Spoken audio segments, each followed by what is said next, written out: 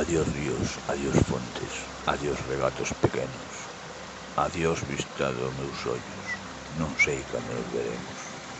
Miña terra, terra donde me eu criei, hortiña que quero tanto, figueiriñas que plantei. Prados, ríos e arboredas, pinares que move o vento, paxariños piadoras, casiña do meu contento. Muiños dos castañales, noitas claras do luar, campaniñas timbradoiras da igrexa do lugar, amoriñas das silveiras, eu lle daba o meu amor. Caminiños ante o millo, adiós para sempre, adiós.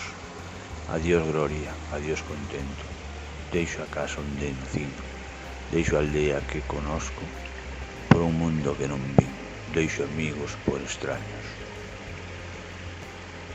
Esta é unha das poesías máis famosas de Rosalía de Castro, dedicada a aqueles que tiveron que emigrar desta terra tan máxica que Galicia.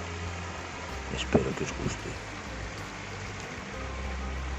Non os olvidéis compartir, darle like y suscribiros.